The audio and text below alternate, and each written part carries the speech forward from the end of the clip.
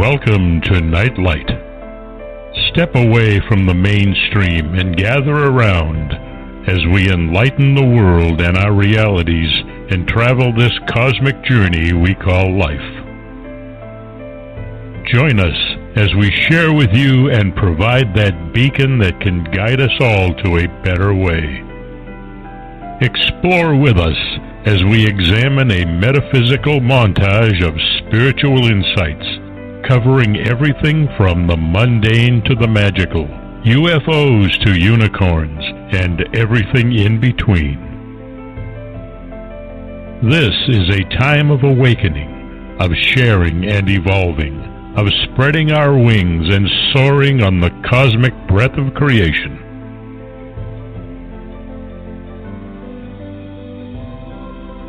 Come and join with other light-minded spirits as we weave our lights together to seek understanding, enlightenment, and, with a little luck, some wisdom.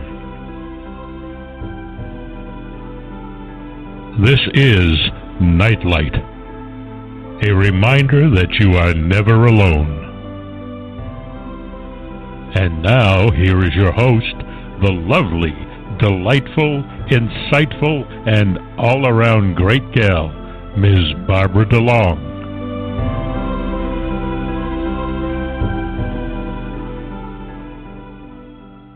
Evening, everybody, and welcome to Nightlight. I have Ken Quiethawk to thank for that lovely intro, plus his addition to it, which I always smile at. You can find him at nativestorytellers.com. He and his wife are native storytellers, and they have preserved an ancient art, and it's amazing to listen to him and his wife as they repeat the stories of the first generation of the first people that were in this country, theoretically. So thank you to him.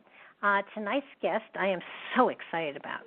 I have David Brody on with me tonight, and he has written probably my very favorite series of books ever, and I hope he never stops writing this series because I'm hooked. I'm an addict.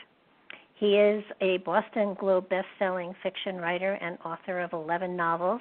His children call him a rock nerd. I can relate to that because of the time he spends studying ancient stone structures, which he believes evidence pre-Columbus exploration of America. He's a graduate of Tufts University and Georgetown Law School.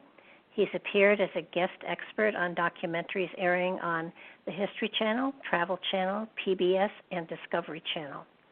And 6 of his 8 books in his Templars in America series have been Amazon Kindle Top 10 bestsellers. He lives in Westford, Massachusetts with his wife, sculptor Kimberly Scott. You can find him at www.davidbrodybooks.com, and his books are also on my website.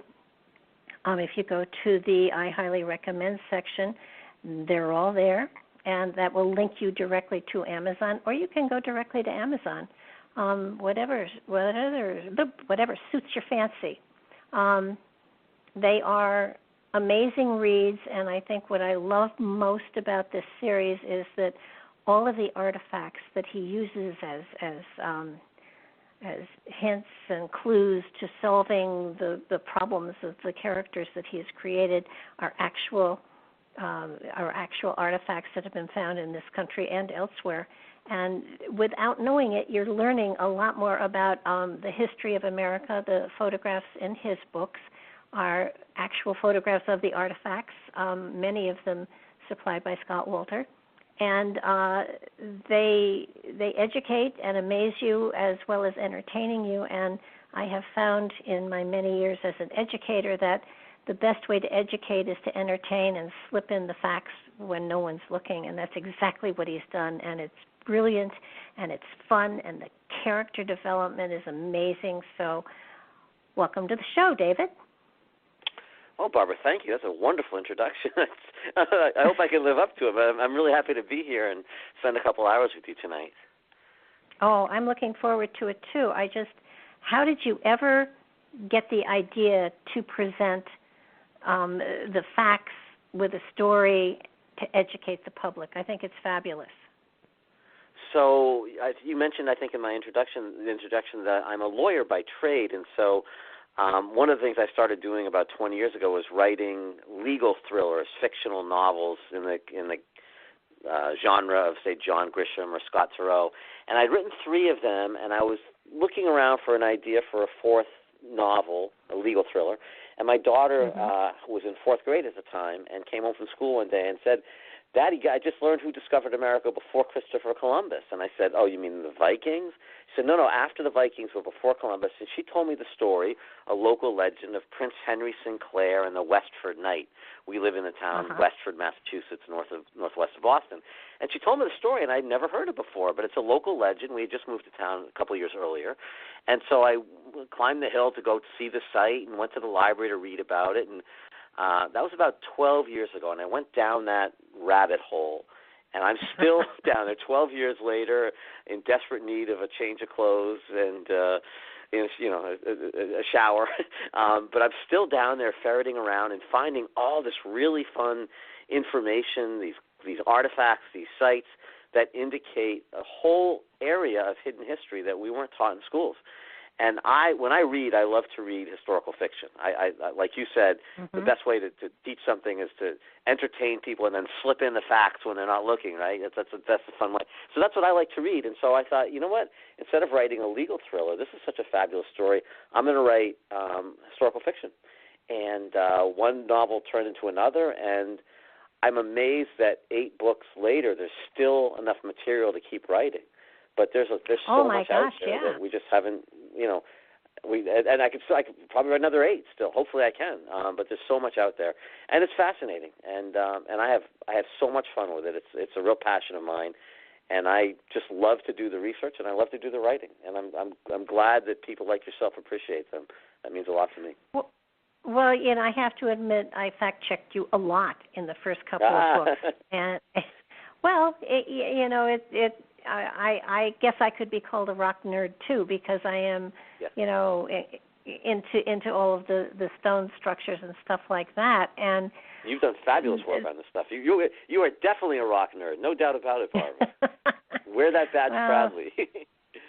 I actually do, and it's wonderful that somebody. I know when Scott Walter did, he did a very brief.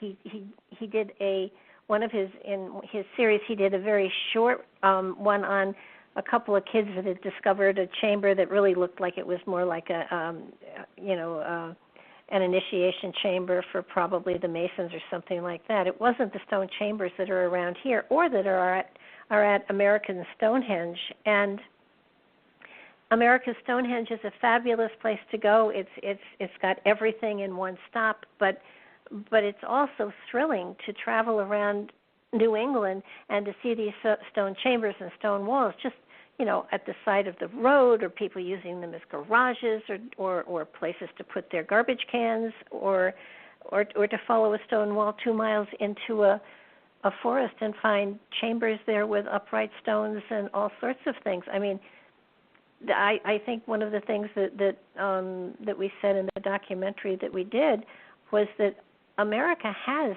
the largest collection of stone edifices in the world, and nobody knows about it.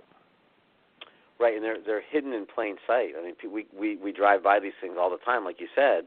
They're part of our landscape, but and I think it's a function of the internet that is allowing people like you and me to start to look at these things not as individual mysteries, but as pieces to a larger puzzle, and so that we can say, oh, I've got an artifact like that in the town I grew up in, and oh, I have one in my town, and oh, I know about another one, and all of a sudden you're having this ability to link 8 or 10 or 12 or 15 artifacts together, and you say, wait a second, there's more than just a one-off here. There's a pattern forming. I think you told me you grew up in Groton, Connecticut, right? Did I have that correctly? Westchester. Westchester. Okay. I thought you told me you explored the Guns You Want site a little bit. Oh, yeah. Patrick and I did. Yeah. We went on a private trek, and I didn't realize we were going to be marching for miles, and not always on a trail, and it was sort of like I hadn't exactly prepared for it. I thought there might be trails, and I figured it would be like America's Stonehenge, not quite. Yeah, no, it's a longer trek. But that site, that's one of those sites where, for a long time, people studied that site and never connected it to, for example, America's Stonehenge or to the chambers in the Hudson River Valley, and now it's like, well, wait a second, we have similar things scattered around in Vermont, Calendar 2 site, and these are different sites, but they're related. And it's one thing to have one, but now because of the beauty of the internet and email and podcasts like this, we can now communicate with one another so much more quickly that it's a lot easier to solve these mysteries and start to see the patterns. And people say, why did I learn about this 20 years ago? Well, until the internet came around, there really wasn't a way for researchers like ourselves to communicate, and that's the beauty of the age we live in today, is the information flow is just so easy. One of the cool things that we found out, Patrick, passed away way too early, and one of the things we had just discovered, and I have not followed up on, but I hope somebody does, a number of years ago, it was either Yale New Haven or it was the University of Connecticut. They have LiDAR pictures of the area so that you can actually see the stone walls that are there, or the ones that are remaining anyhow. Wow. And we never were able to make that connection, but apparently someone said that they actually even did appear to be parts of pictographs of some sort. I bet that's a guy named Vance Teedy, who's a professor at Yale. I bet he's the one. He's an expert on Gunjewamp. I bet that's his work. I bet that's what you're talking about there, because he's done a lot of work on that site. And like I said, he's part of the I believe he's part of the faculty at Yale. So that wouldn't surprise me if that's where that comes. It was kind of like, going in the dead of summer to these chambers and the stone walls is almost, it's just not safe because of all the underbrush and everything. So you have a short period of time in the fall and a short period of time in the spring when it's much easier to get to them and to follow the stone walls. And this is actually the time of year. Yeah, right about now. But we had some snow a couple of days ago. But this is the time of year when it's probably the best time to do it. Well, we're coming up on the winter solstice too. So the 21st of December, I think. Yeah. Yeah. So it's kind of like you see these chambers and you say, okay, so what were they for? And nobody's come up with an explanation that in any way, shape, or form really satisfies me, except they're now, I've seen a lot of documentaries on how the pyramids in Egypt and most of the pyramids were constructed of granite with quartz crystal in it. And that's great for radio signals and stuff like that. And there is a theory, there are many, but there's a theory that the Great Pyramids were really generators of some sort. And when you look at the rocks that are used in the stone walls and the stone chambers around, especially, New England, it's mostly granite with quartz. And you begin to wonder, were they used as a generator of some sort? Were they used for communication of some sort? Or, not everything was orientated to the different seasonal sunrises and sunsets, but lots of them have magnetic anomalies in their entranceways. Nobody's the ones in the Hudson River Valley, especially. Yeah, but nobody's done any research in them. I mean, you can't find anybody that has done any sort of archaeological look at the really, really old stone walls. They haven't dug down to see how tall they actually are. If they've got 1,000 years or so of debris around them, they could be 6 to 8 to 12 feet tall. Right, and what you said is exactly right, which is why we were so excited when they finally did do some archaeological work at a chamber near Boston in Upton, which everyone thought was, it's a potato. The colonists were using it as a root cellar to put their potatoes in, and they did something called luminescence testing, where they test the soil behind the rocks to determine when the last time was sunlight hit the soil. And they determined that this particular chamber, which everyone thought was colonial, actually predates the earliest colonial settlement in that area. So it can't be colonial. It's older than that. And so now we're left with, okay, well, is it Native American? And the Native Americans say, that's not us. We didn't build chambers like that. It's a special corbelling technique, and that's sort of unique to European skill set, and it's not ours anyway. We don't put roofs on our chambers because we use them as sweat lodges and blah, blah, blah. And so now we're like, well, if it's not colonial and it's not Native American, who did it? And so finally we have some hard science behind at least one chamber saying, you know what, it's some kind of other European settlers before the colonists who came here. And, you know, we got science behind it now, and that's exciting. But you're right, so few of these sites have been really studied. People just assume that, the colonists built these stone walls, and, well, maybe they built some of them, but not all of them. I think it's your documentary that talks about how it would have been impossible for them to build that many stone walls. There just wasn't enough of them. Yep, but I think I went back and I pulled out the script of the Secrets of the Stones, and I think it said, Patrick said, if you allow 1 day of rest for every week and a 3-month break for winter, the colonists would have had to lay 4 miles a day, that's a third of a mile every hour, 1 foot every 2 seconds, for an average every day for 250 years. Yeah, it's you know, it's unthinkable. So where did it come from? Yeah, it's crazy.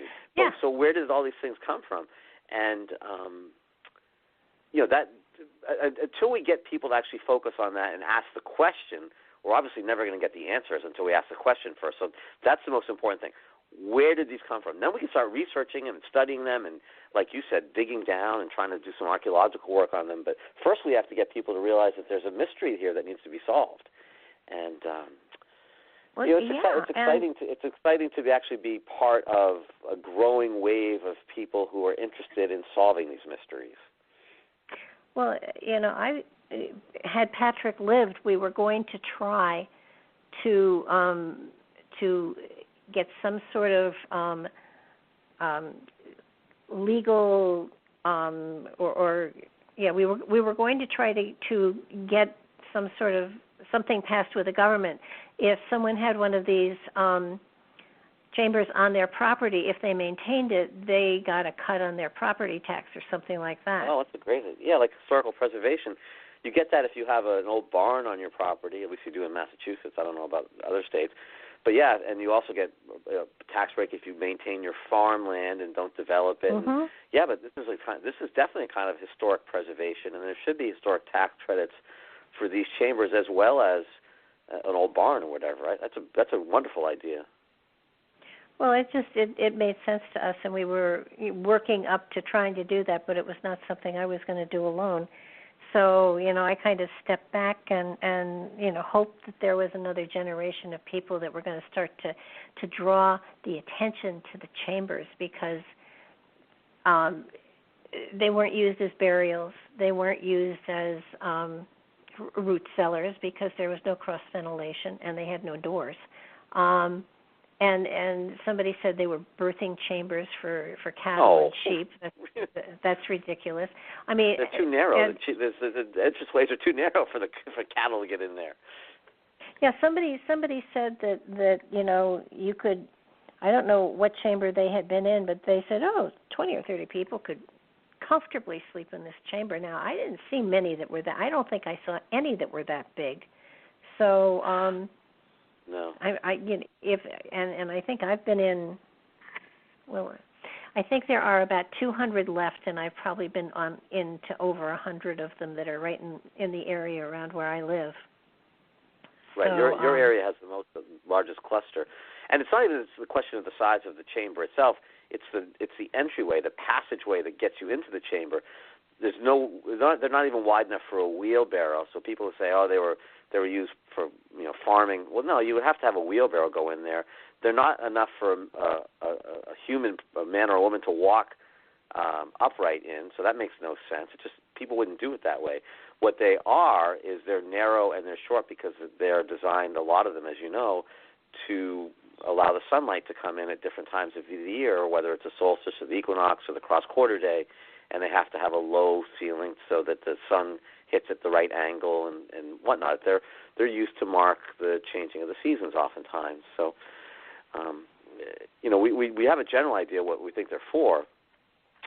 And that, getting back to the Upton Chamber, that's why it was exciting to actually sort of get the archaeologists at their own game and say, hey, you guys that have to figure out exactly what this is, because you're the ones who concluded it's pre-colonial. So now what are we going to do? And the Native Americans are disavowing it. So now you come up with an answer. I know what I think it is. The other thing, too, there have been no artifacts of any sort found around any of them. There's no pottery shards or anything like that. And today, when you see the chambers, usually they are kind of built into a hill. But when they were originally built, I don't think they were built in hills. I think they stood above ground, and that over the probably thousands of years, the ground has built up around them, so that now they appear to be built into hills. But I don't think originally they were. Interesting. Yeah, I read someplace once there's a formula, and I think it might have been from Dennis Stone at America Stonehenge, that soil accumulates so many inches per century. I forget what the number was, but you can oftentimes determine how old a stone structure is by the amount of soil. You alluded to that earlier when you talked about the stone walls. By digging down and seeing how deep they are below, that'll give you an idea of how old the origin is based on how much soil has accumulated along the side of them.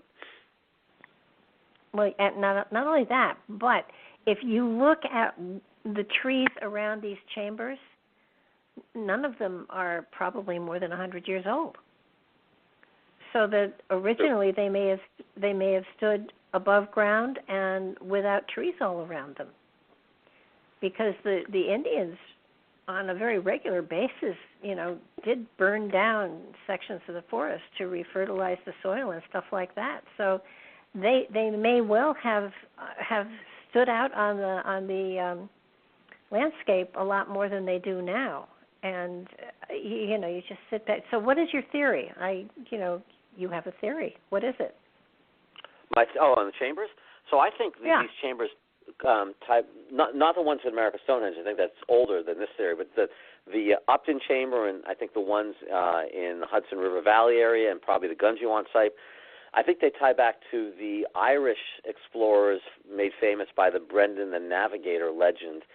This is probably 6th century, and the legend is that St. Brendan left the west coast of Ireland in a leather skin boat, a curragh it's called. It was actually not much more elaborate than a beer barrel with a leather skin around it. But it turns out Irish adventurer by the name of Tim Severin actually used one of these boats, and he did cross the Atlantic in the 1970s. He left from Ireland and landed in Labrador, so he proved it actually could have happened.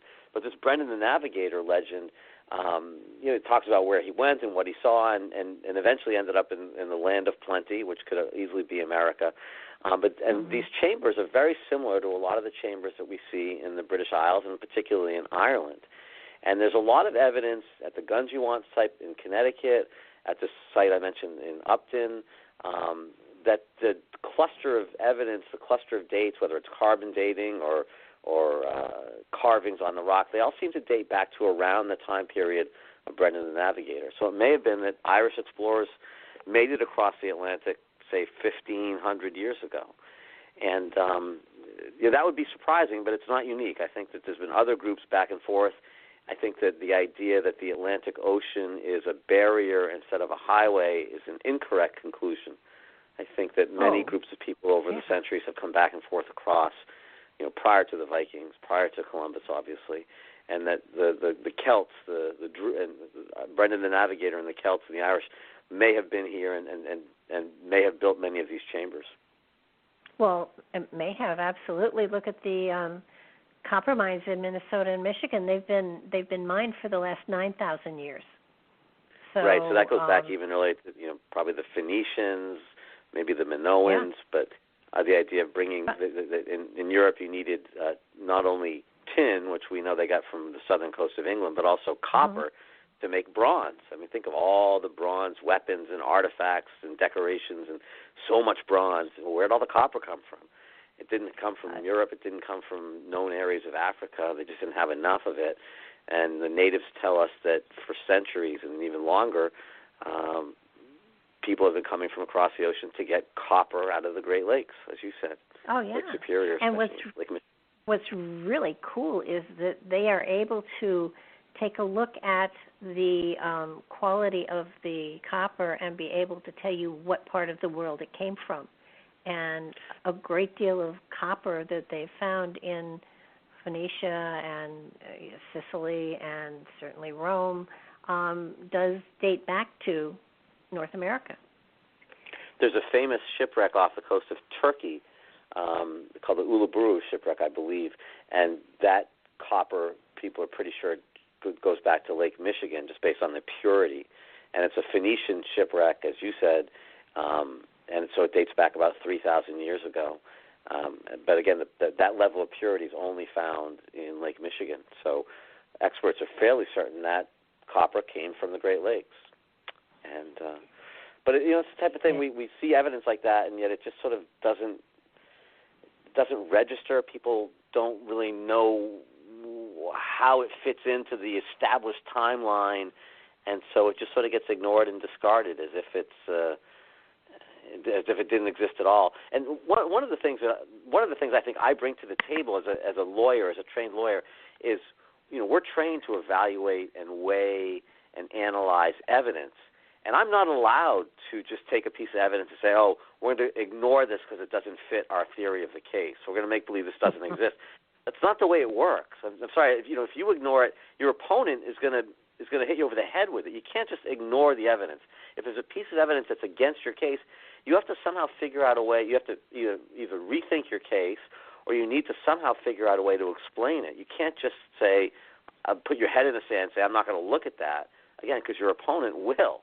And so what do we do about this evidence of Michigan copper on a Phoenician shipwreck in the Mediterranean? There has to be an explanation for it. Well, I know what my explanation is. I think it shows that they were here taking copper. To me, that's the obvious one. Oh, yeah.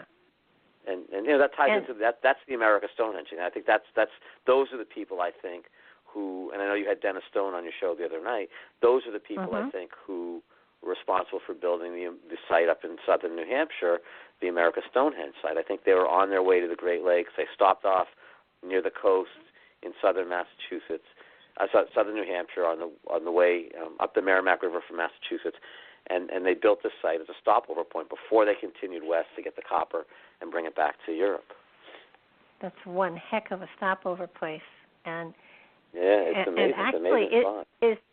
Is there any large body of water near that area?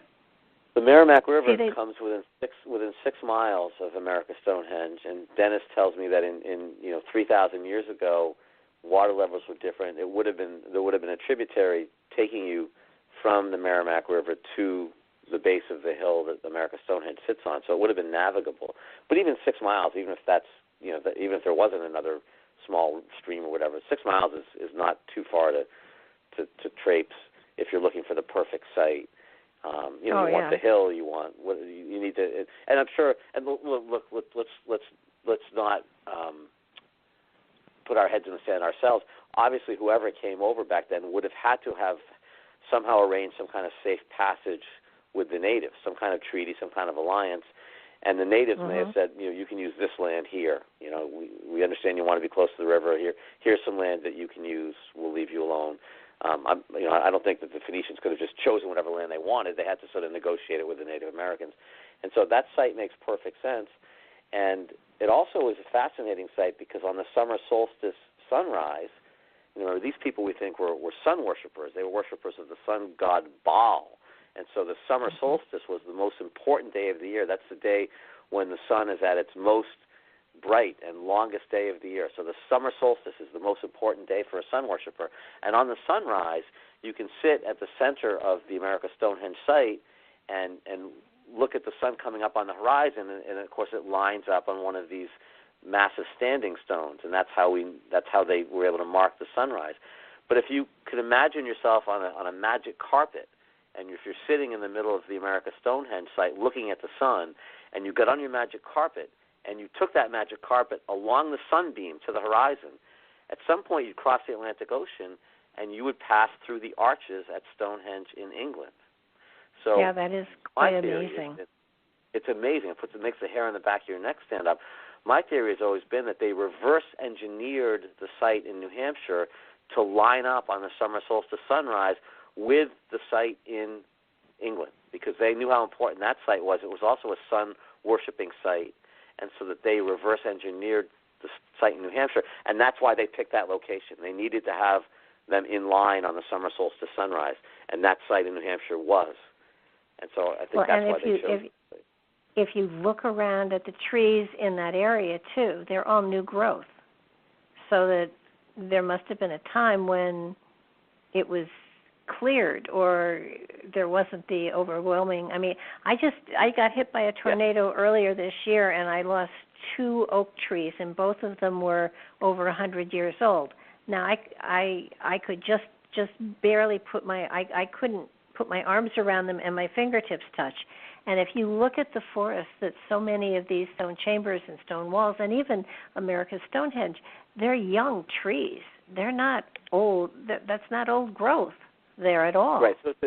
So it's important for a site like America's Stonehenge, which is a massive site, and for those of your listeners who have never been there, essentially there's a ceremonial center, and then looking out to the horizon in various directions, there are standing stones, maybe 50 yards, 100 yards out to the distance. And the sunrises and sunsets on the equinoxes and the solstice and the cross-quarter days line up with these different things. But obviously, if there's tree growth, none of this works. It doesn't make any sense. You can't see anything. 3,000 years ago, 3,500 years ago, when we think that site was built, it was still too close to the ice age. There wasn't enough soil on the ground to support large trees. You could have some brush and smaller trees, but there wasn't enough soil to support a thick forest. And so you could have seen these boulders on the horizon even with the tree growth back then. Today now, Dennis and his crew has to clear these trees regularly because it's been 3,000 or 4,000 years since then, and there's more soil. But back then, there wasn't forest there. So your point about the tree growth is really important. That helps us to date that site. There's no reason there's no way that site makes any sense if it was built, say, 1,000 years ago, 500 years ago, whatever. The tree growth would have been so high you wouldn't have been able to see anything. It wouldn't have bothered. Yeah. So that's an important clue as well. Well, I think also, have you seen any of the balanced rocks that are in the area? Many of them, yeah. There's a great one down again in the Hudson River. What's the name of that town? I believe it's in. Is it New Salem? Is it? There's a fascinating one right on the side of the road, and there's one near me in Lynn, Massachusetts, Phaeton Rock. And these are outstanding. This is the one that really gets me when people say, "Oh, the glaciers left these massive boulders. The boulders are about the size of a school bus sometimes, and then left them perched on these 3 little rocks about the size of your fist, and it balanced perfectly. Like nature actually works that way. No. That's not how nature works. Nature likes chaos. That's not how things work. But somehow the ancient people somehow arranged these boulders to sit and balance on these tiny little rocks. I mean, it's just fascinating. It's almost awe-inspiring to go see these things. It is. I know when we were doing Secrets, we were talking about standing stones, and I said to Patrick, have you ever seen one? And he said, no. And I said, well, before we go writing about it, I think we ought to see one. And there's one in a national forest, and it's north of me. So I'm not sure exactly where it was, but it's in a national forest. We walked in. The stone itself is bigger and heavier than a locomotive, and it is standing on just one itty-bitty little tip. And when you walk up to it, you can't believe that this thing is balanced. And I had a metal detector, And I said, there got to be steel rods through this or something. No iron, no nothing. And, I went up and Patrick said, don't knock it over. And I said, are you kidding me? And I pushed on that thing. It was as sturdy as it could possibly be. And they're all over at least the Northeast. I don't know any other place, and they are balanced, like on 2 or 3 little stones, or there are a number of them, and you just look at them and you say, how could that possibly be? There's no magnetism there. There's no, I mean, the one we saw had all sorts of graffiti all over it, so it had, definitely stood the test of time for sure. But there's no explanation. And right. One of the other things with the stone chambers that I noticed, most of them, animals had not, made dens in them. Animals had not slept in them. They're basically pretty cleared out, and there are no bugs in them. I saw no spiders. I saw no ants. I saw no animals at all in them, and they had a feeling of, how do I put this? Remember Get Smart when the cone of silence came down on them? Sure, yes, I do. That's what it feels like. It feels as though you are they insulated. They definitely have a spiritual feel to them. I agree with you on that. Let me just quickly hit the rewind button if it's okay, because I just was Googling. Sure. It's North Salem, which is in northern Westchester County, New York, has a very famous balanced rock, and it's actually maintained by the Historical Society. It's very close to the side of the road. So if any of your listeners are in that area, but that's a fascinating one. Is that close to where you are, Barbara? Yeah, I'm right in the middle of. Yeah, and if anybody's interested, on my website on Secrets of the Stones, if you look at the sidebar, there are maps that have all of the chambers and all of the standing stones and all of the balanced rocks GPSed on it. And a lot of them even have pictures. I saw that on your website.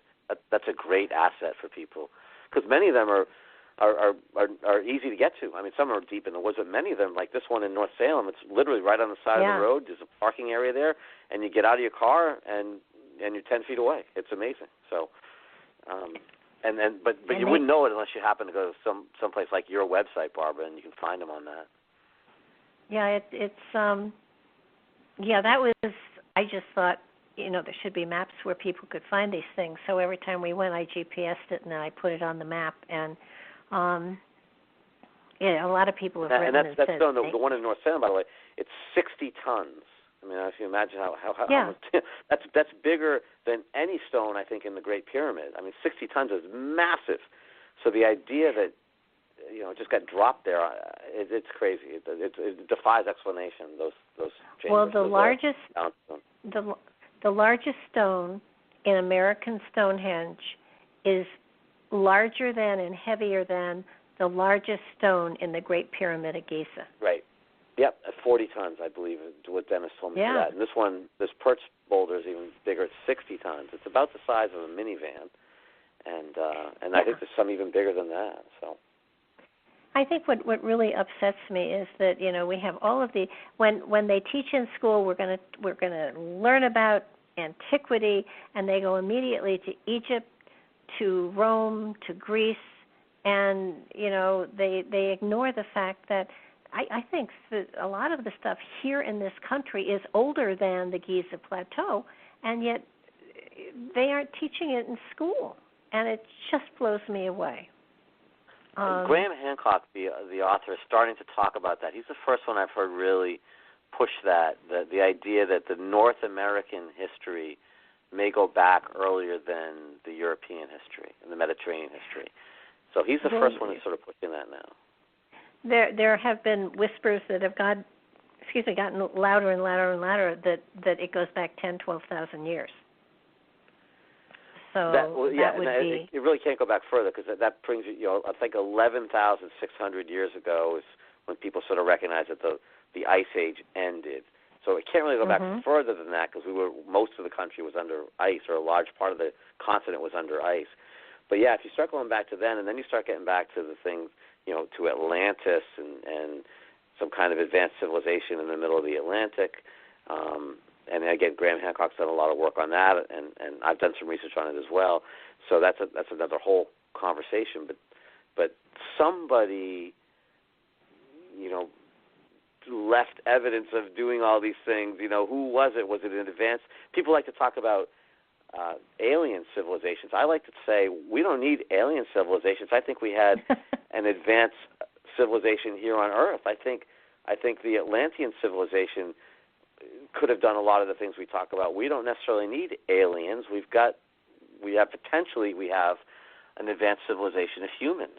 So let's look at them before we start talking about aliens. I mean, I can't say one or the other right and wrong, but I like to think of if the Atlantis legends are true, that would explain some of this technology without having to resort to an alien visitation of any kind. Well, when you look at a lot of the hieroglyphs and some of the pyramids, they have electric bulbs there. They have batteries. They found batteries that are working batteries with cables and everything else. I forget what that was. Yeah, I forget what that was carbon dated, but it went way back. I mean, I think what so many people, when they're talking about quote-unquote antiquity, they are assuming that those people didn't have the same brain capacity that we have today, and they did. And so why was it not conceivable that they would do? Of course, they took a long time inventing the wheel. You gotta wonder what was wrong with them with that. I mean, come on. That's a good point. And the brain capacity thing, they had the same capacity, but they also had a lot more. Necessity is a mother of invention. They were desperate for these technologies more than we were, so they had more incentive, I guess, is the word I'm looking for, more incentive to try to figure some of this stuff out. And when we think about things like navigation, I always like they looked at the stars, way more often than we do. We watch TV or spend our time on the computer. At nights, they would look at the stars and study the stars. And so, of course, they know more about celestial navigation than we do. They spent more time on it. And we shouldn't be surprised that they were able to navigate by the stars. Even if we can't do it today, doesn't mean they were smarter than us or we were smarter than them, but they just spent more time practicing. So there you go. Well, and the Vikings had their moonstones so that they could see, even when it was cloudy, they could see where the sun was and stuff like that. So, I think that, and the Chinese were here. Come on, there's a wall in California that they swear the Chinese built way long time ago. And I am grateful to see that scientists are stepping back and saying, well, maybe. I mean, I firmly believe that there were giants around, and I know that there's a big thing now that some of the mounds and things like that where they found the bones of giants, some of them, the giants were actually built underneath the mounds, and then the mound was built on top of them, or chambers that were too small for a giant, but there were. That's why I would love them to see, ground penetrating radar going underneath some of these chambers, because there may well be something there. There may be nothing there, but there may be something there, and nobody's looked. It's funny because I think people did look. Like the Smithsonian spent a lot of time looking in the 1800s. We talked about the giants and the giant bones. They spent a lot of time documenting and excavating these sites that were supposedly quote-unquote giant bones, and they took them all back to Washington, and of course they're gone. Like, where are all the bones? Like, you're the Smithsonian Institute. Your one job is to save stuff. That's your job, okay? You take the artifacts from the country and you put them in your museum and you save them. But now they're all gone, and so there's evidence that they at one point had these giant bones, 8 or 9 feet long human beings, and yet it's all gone. And so, people at one point did look for these, and there's interesting documentation again right within the Smithsonian records. You don't need to rely on outside sources. This is Smithsonian's own writings about these bones that they find, and that's another whole mystery. This whole idea that they were oversized humans running around North America. The Native Americans tell us that's what happened, and we've got lots of evidence from the Smithsonian. There's I think somebody counted 1,500 newspaper articles from the 1800s documenting quote-unquote giant human skeletons found by farmers, as they came across the country starting to clear the land, and these burial mounds. They would dig down looking for, grave artifacts that might have been buried with the bones.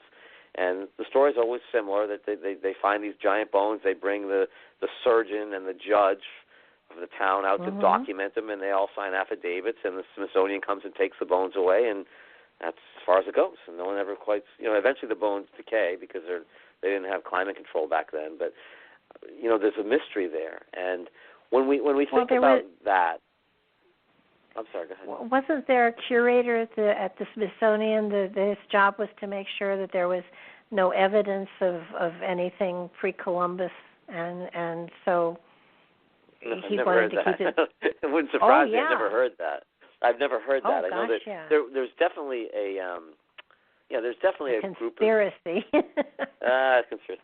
I don't think it's a conspiracy as much as people have a vested interest in protecting the status quo. I mean, once you make a statement, if you're a professor at a university and you make the statement, nobody was here before Columbus, and then it turns out there might have been, you're going to fight to keep that evidence quiet because you don't want egg on your face, right? So that's not a conspiracy as much as it's just covering your ass. It's human nature. You just don't want to be embarrassed professionally. But getting back to the giants for a second, we have races of undersized humans, pygmies or whatnot, in the wilds of Africa or Asia or the Amazon, 3.5 foot size human beings, a whole race of them.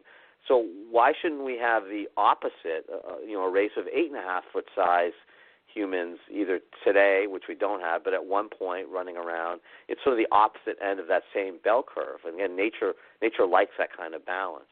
And so I'm not talking 15 feet tall humans. I'm just talking 8.5 or 9 feet, significantly taller than what we're used to, just as the pygmies are significantly shorter than we're used to.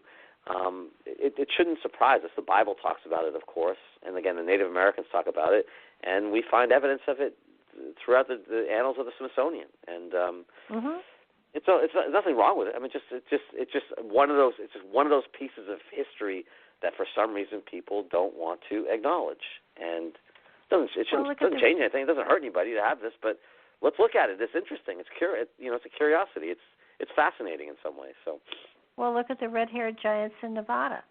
I mean, that story is legendary. I mean, it's Indian lore that they chased the red-haired giants into a cave, and that they built smoke, and they killed them all, and they fought them, and 100 or so years later, when people went in to dig the guano, they found spearheads, and then they found the bones of the red-haired giants. They found them.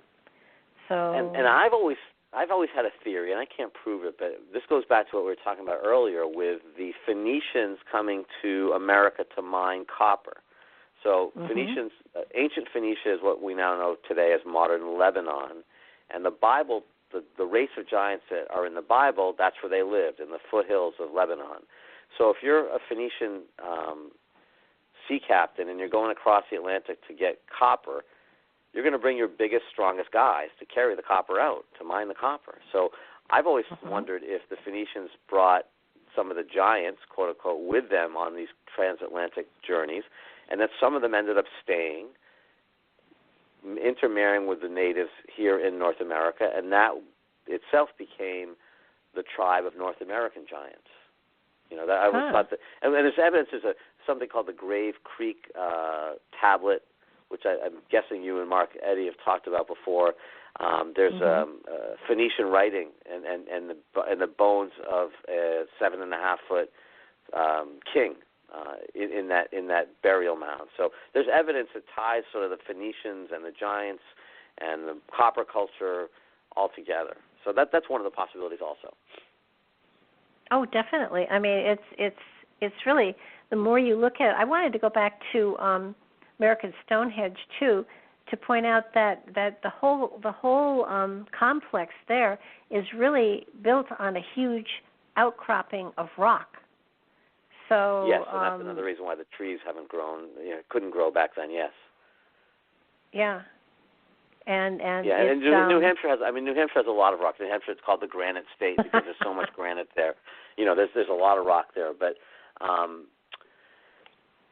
that made sense as a spot if you're going to build, if you're going to do something like having standing stones off to the horizon. You want to be on top of bedrock so the trees don't grow. That makes sense. Mm-hmm. It's a good spot to pick for something like that. Oh gosh, yeah. And well, and one of the major crops here in New England is rocks. We got lots of them, but it for anyone who lives in the Northeast who and I want to go back to the giants just briefly. On my website, I have a huge section. I have several hundred articles on giants that are newspaper articles and things like that that I put together. So there's hundreds of those if you really want to. I mean, it goes all the way back to the Bible, actually. Right, and a lot of those are reputable. It's the New York Times. It's these are reputable newspaper accounts from the 1800s, probably, right? Talking about how farmers most of them, find these. And again, we're not talking 15 feet 5 foot farm, but we're talking 8, 9, maybe 10 feet, right? That's what we're talking. Yeah, and there's an article there where they uncovered literally a battlefield, and most of the bones were large, 7, 8, 9 feet in there. I mean, and they've also, to be fair to the little people, there are places where there are mass graves of little people as well. I mean, why would you not expect to have that divergence in the population? I mean, not everybody is. Yeah. And that's the bell curve that nature likes. Yeah. Yeah, and it just I will grant you, in where was it? In Europe, it was a big deal for the nobilities to have a midget to follow them around and stuff like that. But genetically, if they have proven that genetically little people, it's a genetic thing, why not the same with the giants? Why do they have to be Nephilim or Anunnaki? Why can't they just be? It's a genetic thing, and this is the way they were born. It doesn't have to be a myth. But it also could be like a racial thing. There could just be a tribe of giants. So it doesn't have to be a genetic defect of any kind. It just could be like that's not what you're saying. I'm sorry, I misunderstood. What you're saying is the same thing I'm saying, which is they could just have there could just be a tribe of people who are naturally that much taller. We have that in Africa today. There's a tribe. There's a lot of the men are 6.5, 7 feet tall. That's just a genetic trait. But in this case, it'd be even taller. So what you say makes perfect sense. I mean, let's face it. If I'm 5'3". I'm closer to a little people than a big people. But if I am 6 feet high, tall, I am going to look for somebody who's even my height or bigger to have as a partner. And then you've got 2 tall people having a child who most probably is going to be pretty tall as well. So it's natural. It's natural selection. If tall people gather together because they're tall and they don't want to talk down to someone, I mean it could be just that simple. It doesn't have to be. Now I will grant you that there are also cases of double rows of teeth and extra digits and stuff like that. But that's another whole the only part thing. Of it, yeah, I mean the only thing you can really prove is if I'm really, really tall, I'm going to look for somebody who's tall to be my partner, and so it's your kind of it's not a breeding thing. It's just thanks. I'll take somebody. If I'm 6.5 feet high, frankly, I'm not going to look at somebody who's 5 feet tall and say, oh, we're a perfect match, unless he's got a big chair. I mean, it's just not going to happen. And we do have examples. I think his name is Robert Walding. I could have that room correct, but he was 8'11". He lived in Chicago at the turn of the century, the turn of the 20th century. He was 8'11", and so we do have examples of humans, pushing 9 feet, and he was still growing by the way at the time he died. So anyway, the whole giant thing. One of my novels is called The Oath of Nimrod, and I get deep into the giants and that whole myth and. it was fun. Again, one of the things I never thought I'd be researching. If you'd said to me 20 years ago, "You're going to research giants," I was like, "What? No, what are you talking about?" But I sort of got into this thing because there's some interesting symbolism in Freemasonry, and it ties back to Nimrod was a of course a biblical figure, built the Tower of Babel, but it turns out he himself was a giant, and so that's how I first started getting into this. And there's something called the Oath of Nimrod in Masonic ritual. And I thought, well, that's weird. Why do the Freemasons? Why are they sort of basing their ritual on Nimrod? Because Nimrod was a pagan. Well, that opens a whole other can of worms. Like, so what are the Freemasons doing with Nimrod and hiding the giants? And it just keeps, every time I go down these rabbit holes, I tend to find the Templars and the Freemasons, and it's the usual suspects. But well, it's interesting because in the Bible, are you familiar with Strong's Concordance for biblical research? No, I don't think so. If you explain it, I've maybe heard of it. But what this guy Strong did back in the 1800s, he decided that the Bible should be researched in that when a word appears, they took it back to the original language and the original time frame and explained what that word meant then. Okay. For instance, when they were writing about the heavens, the word they used for heaven in the original form really meant sky. So they've done that with every word in the Bible, and it's fascinating to go back and see what the original meaning of the word was in the language that it was written in, whether it was Hebrew or Aramaic or whatever. Yeah.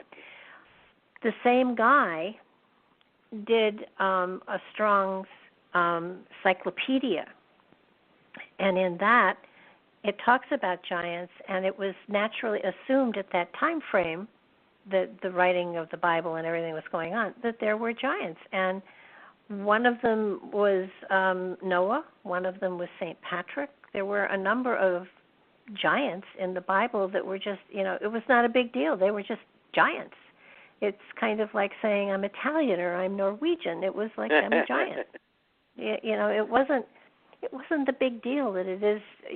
When you look at our frame of reference and their frame of reference, it's so totally different that you have to expect there are going to be misconceptions as to what was actually meant by what was said and what language it was said in. Part of it's just a terminology. Does giant mean 8 or 9 feet, or does it mean 15 feet? And I think that's where we went into a little bit of trouble, because I think sometimes people say giants and they're picturing, some kind of mythical tree, taller than the trees, and that's not what we're talking, because there is something called just the basic the physiology of the human body. You can't grow beyond a certain height and still have the skeletal mass to support the weight that you need. I think every time you double the height, you triple the weight. So at a certain point, you just collapse upon yourself. And I think that point is somewhere around the 9 or 9.5 foot mark. Quite possibly Paul Bunyan did not exist, probably. Right. But again, to get back, just to put a bow on all this, the idea of 9 foot, a race of 9 foot giants, seems to me to be very plausible, and there's a lot of evidence to support it, both in Lebanon in the biblical terms, and also in North America, according to a lot of the Cherokee legends and a lot of the Smithsonian bones and all those newspaper articles that you cite on your website. And there's a lot of evidence to support that kind of stuff. Well, like I said, I'm 5'3". Somebody who's 6'8" is a giant to me. Yes. And people, of course, were much shorter back in biblical times too. So, you at 5'3" would have been considered tall for a woman back then. So, that changes a little bit. Then I'm an anachronism. It was born in the wrong time.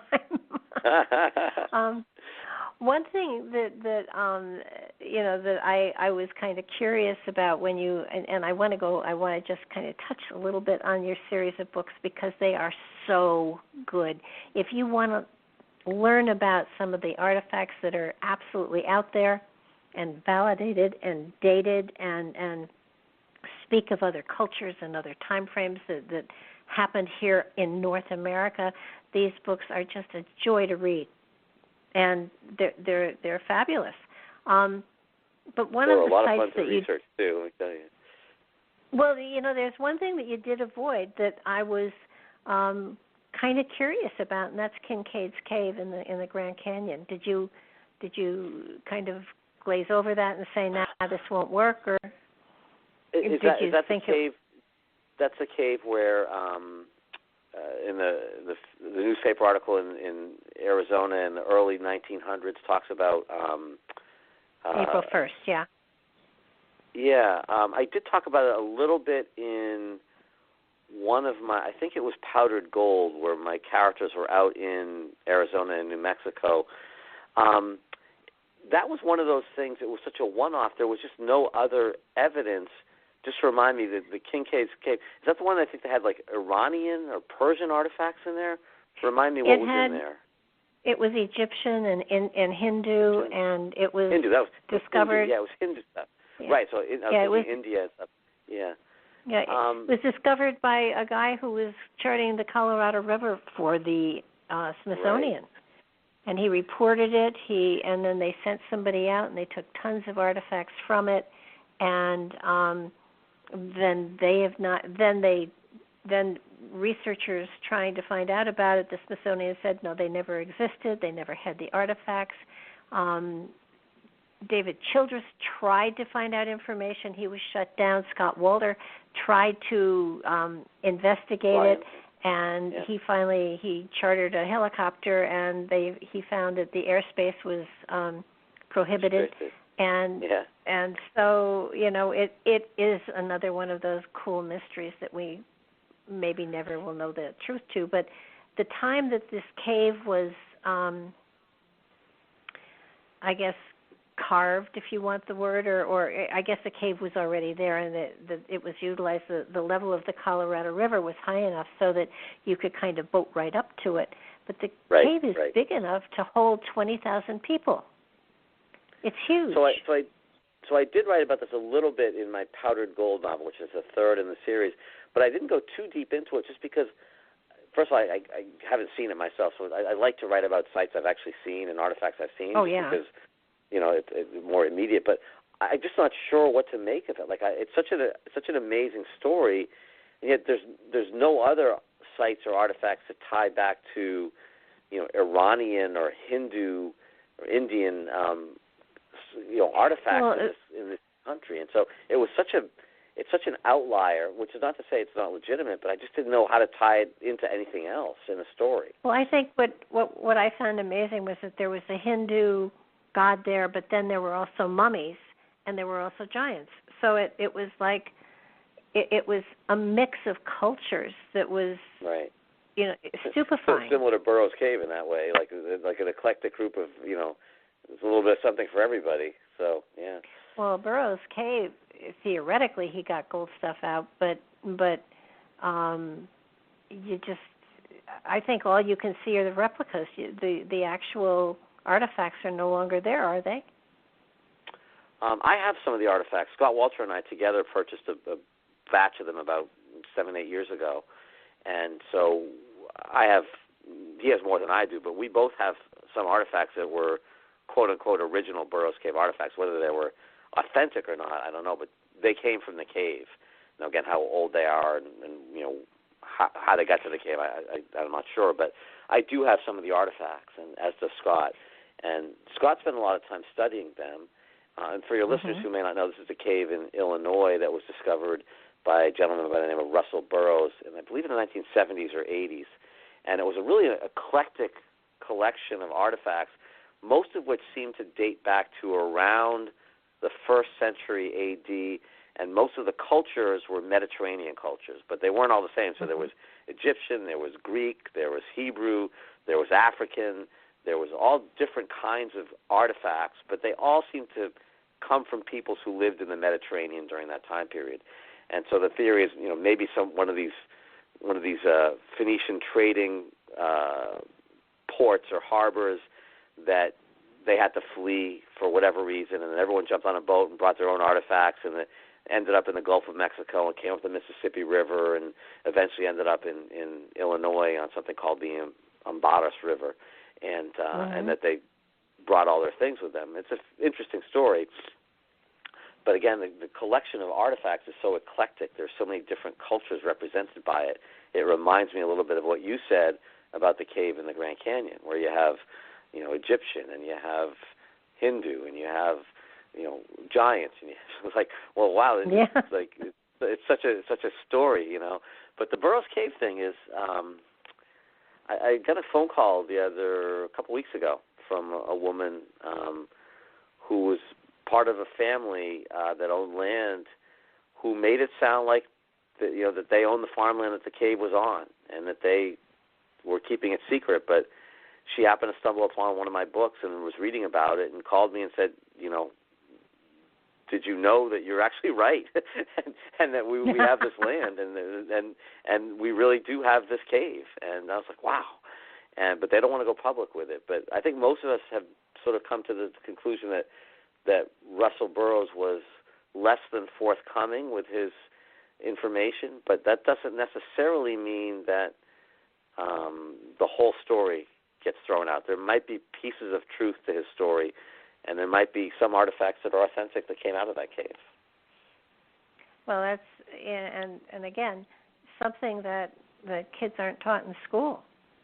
And that's one. I think I think we're right not to teach that one. I think that's still an open question. I mean, we can teach it as it's a fascinating study in what if. It's a fascinating lesson for young historians to take a look at it and say, okay, what do you think? Is this true?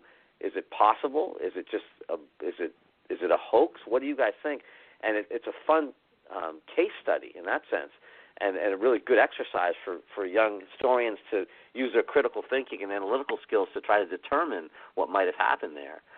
But I wouldn't want to teach it as accurate history yet. Look at Prince Henry Sinclair. I mean, how can you look at all the evidence and say, nah, that didn't happen? I truly can't believe that anybody would think that they weren't here. Right. I gave a lecture earlier today on that very subject, and that's my hometown, and that's how I first got into this. So, to me, that's there's a pretty good body of evidence to support that legend or that story. In my mind, it's not a legend anymore. That story, and it's also sort of common sense. We know that the Norse travelers came here in the early parts of the 11th century. And we know that Sinclair, even though he's Scottish on his father's side, was Norse on his mother's side. So why couldn't he have followed them later, taking the same path to Nova Scotia, which is where we think the Norse ended up, and maybe even further south than that, spent the winter in Nova Scotia, and then some of his guys returned to Europe, so they came out of Nova Scotia and took a left, and some of the guys took a right and decided to keep going south to see what they could find along the coast of New England. That, to me, that's just like, well, yeah, that's the human condition. That's what explorers do. They explore. And so, some took a left, some took a right, and now you end up at the mouth of the Merrimack River, up the Merrimack. We talked about that with the Phoenicians, and the rest of the story holds together. So, to me, that's always been a story that would be more surprising if it didn't happen than that it did, even though we don't learn about that at school.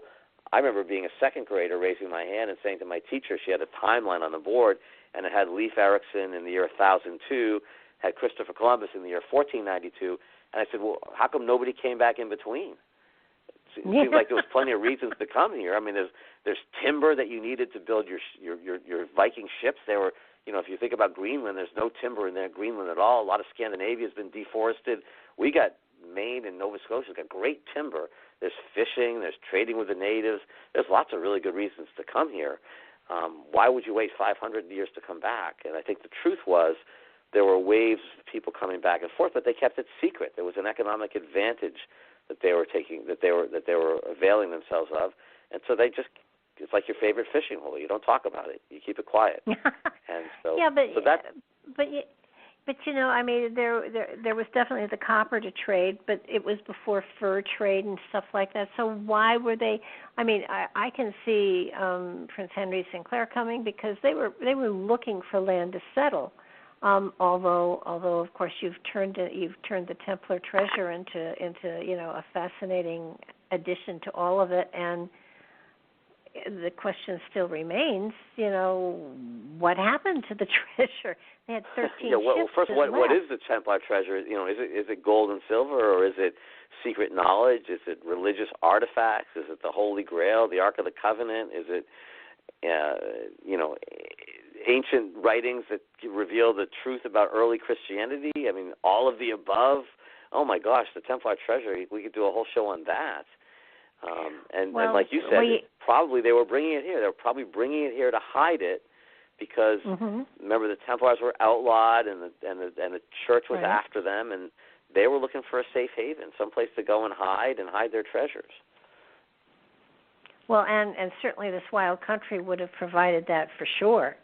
Yeah. But that's a really good point you bring up. You know that the Templar Knights were there digging in the basement of Solomon's temple. Right. They were. It wasn't the basement. They were in the stables. I think, but they did dig. Yeah. Yes. And they did find something. Now there were only 3 or 5 of them.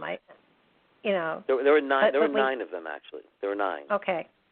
Yeah. Okay, but let's not many, just be logical. How much can 9 men carry? And that's why I've always thought it's not just gold and silver, because it's like you said, how much can 9 men carry? The amount of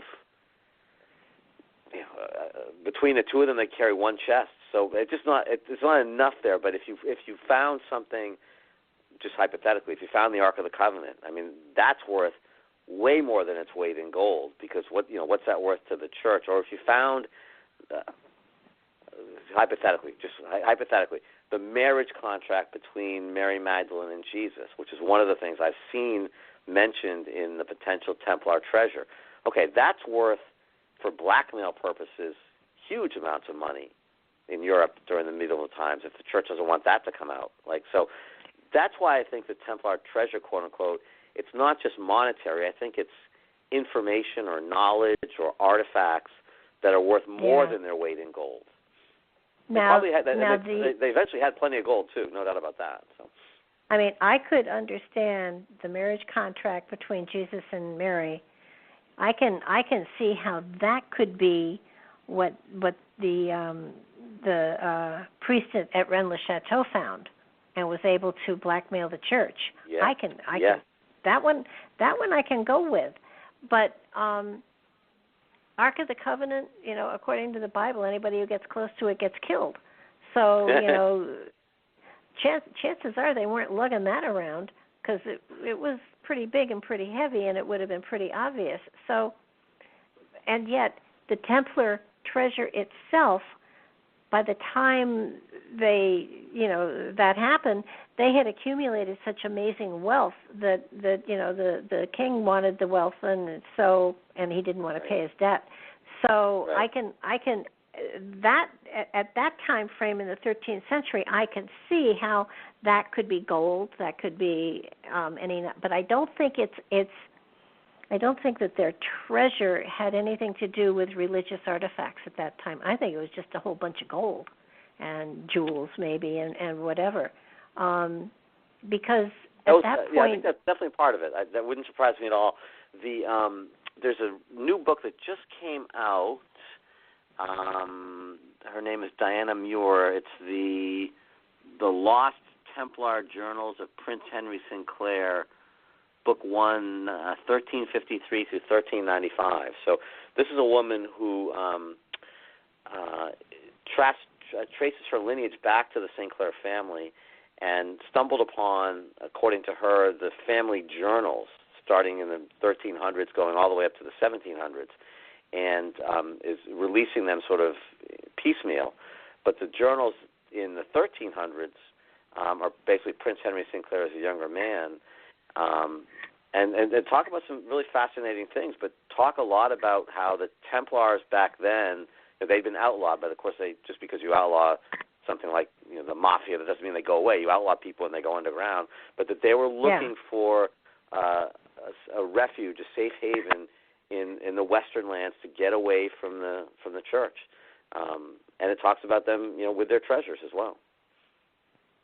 I mean, I think the thing that pops up most immediately is, of course, the Oak Island thing, and I don't doubt at all that the Templars hit Oak Island for sure. But it makes sense just because that's the first thing you hit Nova Scotia that's sort of your natural landing spot, and Oak Island, of course, is on the eastern side of Nova Scotia. So it would make sense that you'd almost have to go right by it if you didn't hit it. So I tend to agree with you. I think that's a very likely possibility. If there was treasure, they either put it there and then moved it further inland later, or they left some of it there, and that may have been what was found.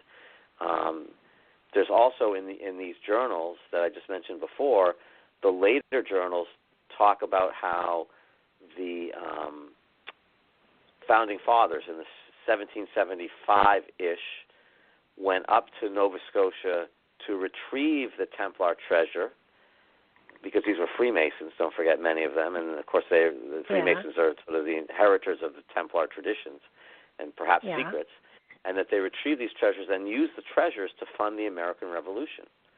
Now, again, these journals haven't been authenticated. I'm not saying this is true, but it's a fascinating possibility, and it sort of makes sense. It sort of makes you go, oh, that does make sense. That's why the treasures are gone. They're not at Oak Island anymore, because somebody took them in 1775, and that's how the founding fathers, helped fund the American Revolution. And okay, that story sort of makes sense, because we know the Freemasons were a huge part of the huge number of the signers of the Declaration of Independence, and the sort of the Templar traditions of of liberty and whatnot. That those ideals. You could see where they had their roots in the old Templar beliefs, and then carried forward through the centuries, and we ended up with the American experiment in democracy. And you could sort of connect the dots with all that, and it makes sense. Well, if there was a treasure of any worth, then they didn't spend it well, because the troops damn near froze to death. They starved to death. They had no money for anything. I mean, Ben Franklin was over in France doing all sorts of naughty things. So, if they had a treasure to finance the revolution, they would have spent the money better, I think. This goes back to like we were talking about giants. How big a giant are we talking? Are we talking 9 feet? Are we talking 15 feet? How big a treasure are we talking? Are we talking 2 or 3 chests of treasure, or 20 or 30 chests of treasure? And so that obviously depends how much treasure did you get. How many soldiers can you feed with that treasure? And so I don't know the answer to that. It doesn't specify in the journals that I've read how much treasure we're talking. Well, when you look at Freemasons and the Templars, the amazing architectural stuff that's gone on with the tunnels and everything, I can't imagine anybody other than somebody like a Mason or the Templar would have been able to construct and do all of that stuff that clearly is happened on the island. Frankly, if I had been in charge of it, I would have gotten bulldozers in there, and I would have pumped the whole. I would have put a barrier around the whole damn island and just dug down, because there are tunnels underneath there that had been mined for I don't know what, maybe copper, maybe whatever, but that area has tunnels in all of the islands that people were prospecting for stuff. So, and what you said about who could have engineered that, the Templars, don't forget, when they were in the Middle East, they did go to Egypt to inspect the pyramids, and they would have seen the flood tunnels in the pyramids. So that technology, if there are flood tunnels at Oak Island, we know that for sure. If we don't know exactly what they look like, but they could very well be based on the flood tunnel technology that was in use in the pyramids in Egypt. And so, again, like you said, the idea that a group of sort of pirates, they're sort of uneducated, ruffian pirate types would have been able to build flood tunnels, that doesn't make any sense. I mean, you would have needed skilled workmen, skilled people with engineering background to have done these flood tunnels. And so it can't just be a ragtag group of pirates. That doesn't make any sense. No, first of all, they wouldn't have buried it that deep. Second of all, somebody would have gone back and gotten it all. I mean, pirates are pirates. Come on. Yeah, but you could also see a situation where that particular group of pirates, their ship got sunk and none of them survived, and so they're gone. So there are scenarios where you could explain that away. But as far as how deep it goes, yes, that's a very good point. They're down to like 170 feet. Well, I think the initial tunnel went, 170 feet, but it only went down about 70 or 80 feet before it flooded. So, but what I found fascinating was when they were digging, and they did find coconut husks that had been used to pack some of the tunnels, and that was carbon dated back to the 1300s.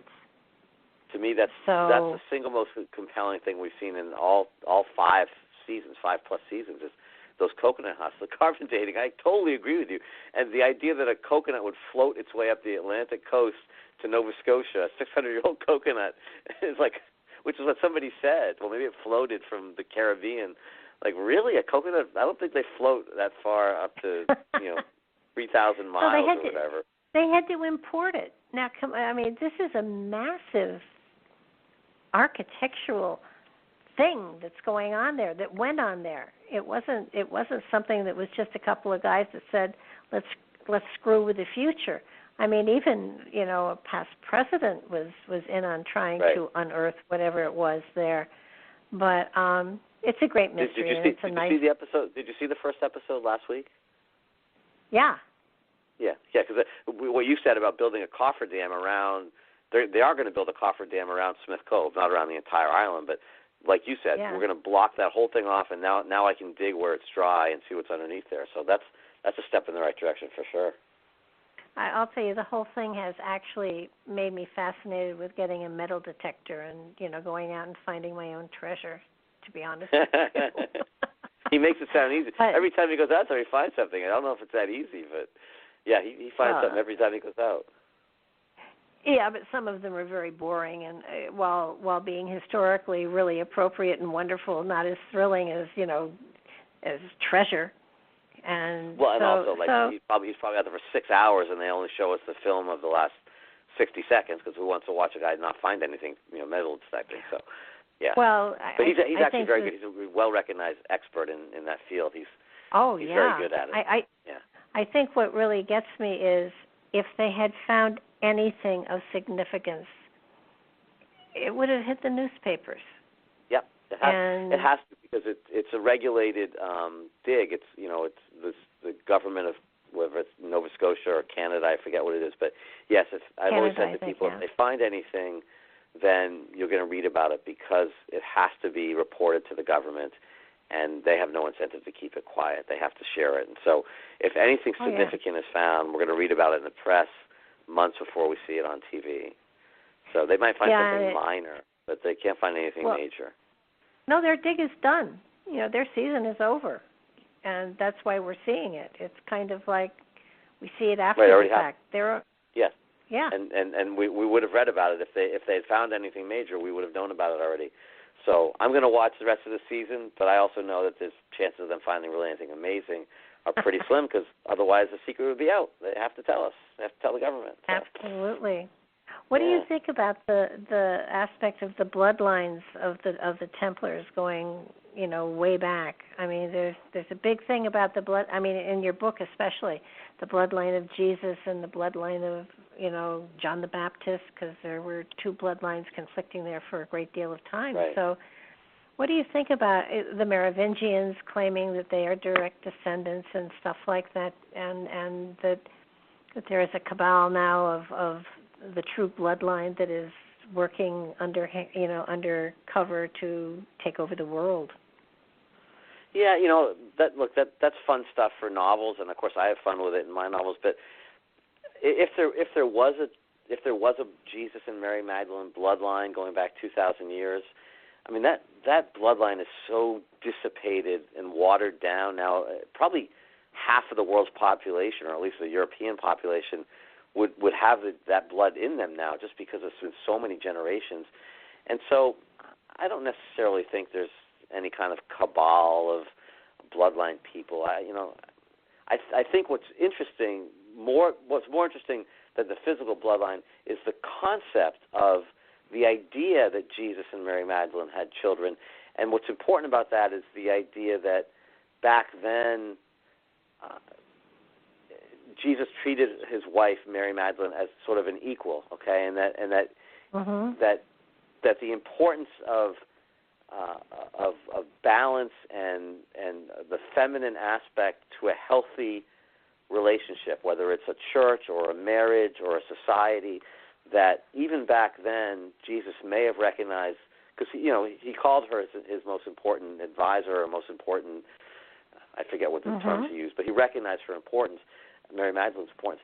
Just the idea that the feminine is important, and of course the church for a long time didn't believe that. For a long time it was such a patriarchal organization, and I think that may have been one of the things that caused the Templars and the church to butt heads. I think the Templars, because of the time they spent in the Middle East, because they were worldly, because they were well-traveled, because they were well-read, because they were exposed to other cultures, understood that a healthy society requires a balance. It requires duality. It requires masculine and feminine, just like nature requires dark and light, hot and cold, whatever. It requires balance. And that's what the Templars and the church were butting heads about. But again, this whole idea of the bloodline, I think it's important because it conceptualizes and recognizes the importance of the feminine in society. And we've gotten away from that. Of course, the church got away from that during medieval times. We've gotten away from that lately. I don't want to get too much into modern politics, but the idea that a healthy society has masculine and feminine characteristics, I think that's the takeaway for me about the whole bloodline conversation. Well, I think I would tend to agree with you on that, and it's like, I mean, you can really get in hip deep with waders on when you get down to those people that wrote the Bible, the scribes that put it together, and their philosophy, understanding the times it was written. Women had no voice and women had no purpose other than breeding, of course, and cooking and cleaning, and so during the time of Jesus, the stories that really brought women more to the fore were not really put into the Bible. They weren't put into any, they were kind of just shoved aside. And a lot of the Gospels are now coming more and more and more into frequent usage and reading, and you begin to see that during that time, part of the ministry of this man was, on top of love, compassion, and all of that, was that there was an equality there. And I know the church is quite upset to a degree in that, a lot of their philosophies have to change according to the times in order for them to continue to be relevant in the lives of millions of people. Right, and we see this with the priest abuse scandals that just continue on. And of course, if we think about the number of people who have left the church in the past 20 years or so because of the scandals, it hasn't even been that long, I don't think. But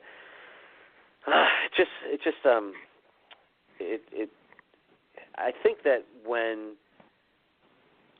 truth, what's that expression I learned in law school? Facts are stubborn things. I guess that's the way we'll say it. Facts are stubborn things, and they demand to be recognized. And when people try to hide things and lie about things and change history, eventually it catches up with you, and eventually the truth almost always does come out. And so, getting back to the medieval church, this whole idea where they were trying to keep the feminine.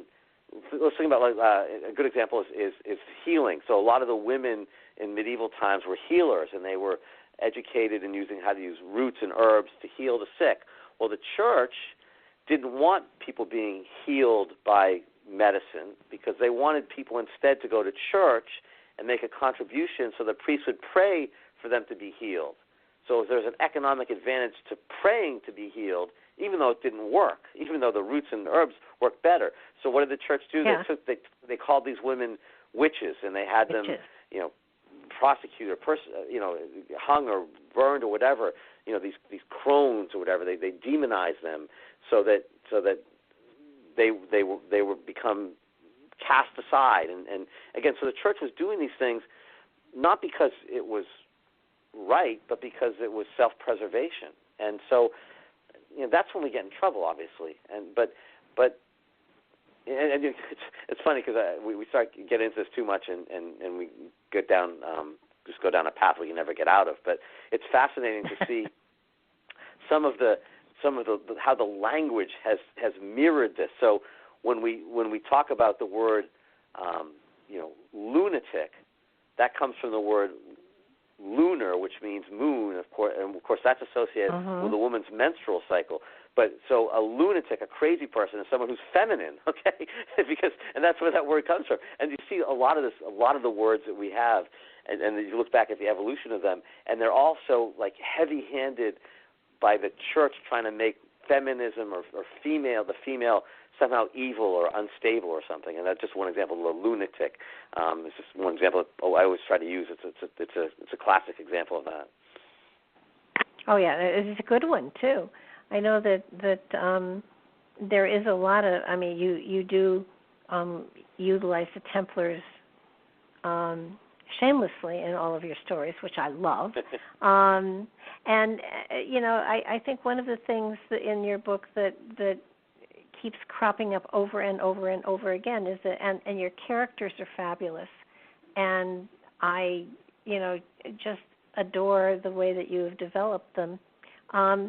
But one of the things you keep knocking your head up against in the books is that history is hesitant to give any validity to anything before Columbus, and I know I've often spoken of one of the kids in my class who said, Columbus discovered America. I said, really? What state did he land in? I don't know. I said, why don't you Google it and tell me which state he landed in, because we have Plymouth Rock for the Pilgrims. So where was it that Columbus touched ground first? And he came back and he looked at me and he said, "You didn't discover America." I said, No, he didn't. So why do you think? Go ahead. Sorry. Yeah, go ahead. No. I'm sorry. I was just wondering why do you think that historians really, for some reason, textbooks, I mean, I understand the textbook thing. It costs a fortune to print these textbooks, and if they have to acknowledge so much other stuff, if they have to actually admit to the populace that they were wrong and there are more facts out there, it'll cost them a fortune, and schools will have to pay a fortune to get new textbooks. I got all that, but why? Why are we so stuck in our ways that we won't admit that there is a rich cultural, historical trend going on in this country that we aren't teaching our children? Why? Yeah. So for a long time, the answer to that question was a gentleman by the name of Samuel Eliot Morison, who was the chairman of the history department at Harvard, and also happened to be Christopher Columbus's biographer. He was a big Chris guy. I mean, he thought Christopher Columbus was amazing. He championed him, and this is a guy who got the Congressional Medal of Freedom. He won a Pulitzer Prize.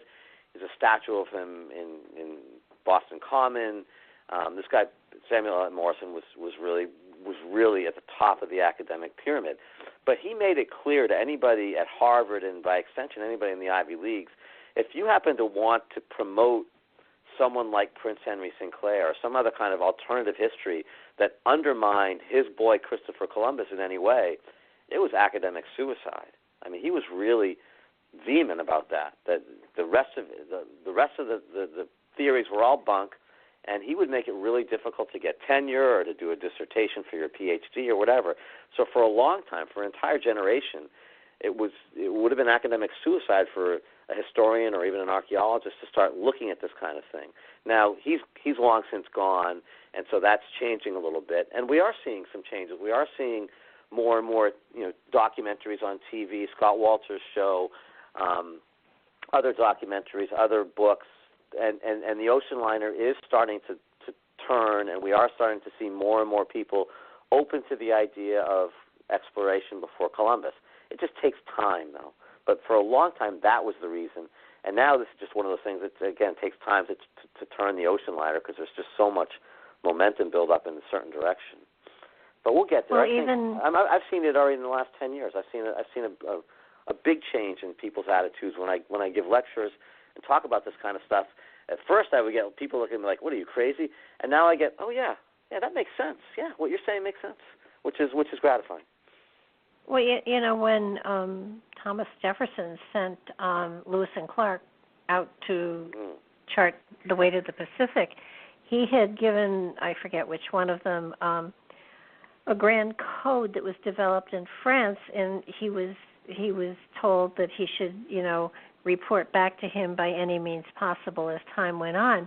And one of his main charges was to look for Indian tribes that had Celtic language and Celtic words in their vocabulary. Right. And that was because the Pope, when all of this, claiming of territory started, the Pope put out papal bulls that said you can claim a territory so long as there are no Christians on that, at that time, so long as there are no Christians that are living in that space at that time, because if Christians are there, then they own the land. And so basically he was sending them out to see if, and they did indeed find there were Indians that had Celtic words, they had Celtic practices, and it was sort of, if indeed they found that, then Great Britain had no right to the territory to give them their freedom, basically. Right. So, yeah, and that tribe was called the Mandan tribe, and the reason Jefferson was so interested in them was because the Mandans were believed to be perhaps Welsh, which is what Jefferson was. And so he had sort of grown up with those legends in his own family. But yes, I agree that I forget if it was Lewis or Clark. I think it was Clark, but no, I think it was Lewis. Was looking and met with these tribe members for a long time, and part of the theory, by the way, in addition to just the concept of if they were Christian, then they own the land. Also, there's theories that this was a tribe they're called the White Indians, the Mandan White Indians, but also the idea that there may have been some connection back to like King Arthur and those legends too as well. So it's sort of an interesting story because the story of Arthur, he sort of goes off someplace to the west and gets killed by bows and arrows and stuff, and no one's quite sure what that is. And so some people actually believe that the Mandan are sort of descendants of King Arthur, of all things. And so that's another fascinating possibility. Wow. Yeah, that is cool. Yes. No, I just, when you look at all of that and you think of, again, all of the subterfuge that was going on, our history books basically say, the Pilgrims came and the Indians taught them how to plant corn, and they had a big feast after a while. And just from doing my own genealogy and reading the journals of some of my ancestors, George went out to milk the cows and the Indians killed him. And I mean, if you really dig into the history, if you live in this area, you do find that times were very they weren't all peaceful little let's get together and have a big dinner. No. The Indians were not thrilled with having the colonists come. But what really upsets me is that when the early settlers, they weren't settlers, they were invaders. When they came here, they didn't take the time to learn about the culture and the religion of the people that were here. they assumed that they were barbarians and immediately tried to convert them to Christianity without paying any attention to their connection to the soil, to the land, to the area. They were keepers of the land. They didn't kill unless they needed to eat or needed clothes. And I mean, we invaded this country. We weren't settlers. We were invaders, and we're not portrayed that way. Both the English colonists, the Pilgrims and whatnot, and also Columbus before them, it was the same kind of thing. Was this aggressive sort of takeover? Takeover, exactly. Whereas the earlier, and getting back to Prince Henry Sinclair and the Templars and what I think happened, which was in 1398, and we talked about that a little bit, but one of the reasons why the Native American sources I've spoken to, one of the reasons why they say that the Native Americans welcomed Sinclair and the Templars back in the 14th century was because they came and did it the right way. They came and treated the Native Americans with dignity and respect and had similar values, again, traded with them, built an alliance, and were allowed to come in and explore and build the Newport Tower and whatnot because there was a friendship there, a friendship treaty, and they were given safe passage, as opposed to Columbus, who came later, and then the Pilgrims came after that, who sort of pushed and bullied their way in. And so, one of the important things people say to me, what difference does it make? Why should we stop celebrating Columbus Day, and why do we care about Prince Henry Sinclair? And I said, for one reason is Columbus was a nasty, he treated people in he was a barbarian. He murdered. He murdered people and had fun. And he was a bumbler. He thought he was going to China or India. He didn't know where he was going. There's lots of things about. He's not heroic. He's not somebody you want to name a day after. He's not somebody you want your kids to emulate. But Prince Henry Sinclair, on the other hand, much more heroic story. It's a story of trying to escape persecution in Europe. They came and treated the Native Americans the right way. They built an alliance. Maybe they had a treasure with them. Whatever.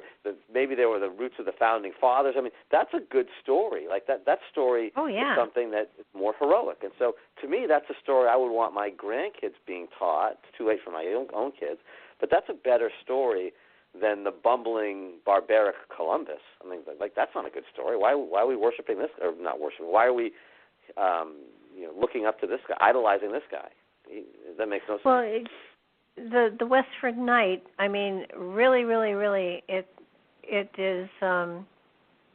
It's a great story. Can you kind of briefly fill it in? I know in your book you did, and it is a great story, and I think there's a great deal of accuracy to it, and I think that it isn't just a story, that there is. It's not just a legend. There's so much truth in it. It's amazing.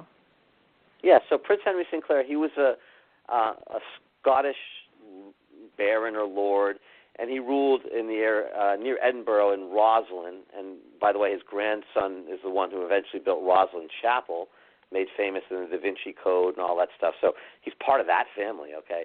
But getting back to our story, he also ruled in the northern islands of Scotland called the Orkney Islands. And he ruled there because his mother was Norse. So his father was Scottish, his mother was Norse, so he was royal on both sides.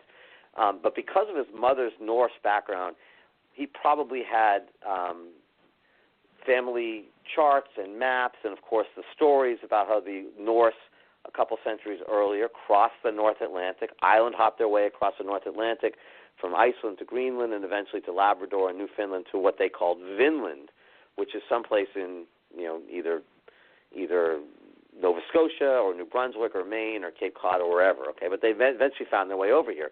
So Sinclair knew all these stories, and as I said earlier, it would be surprising if for 500 years nobody followed their path over to Vinland, and I think Sinclair's one of the people who did.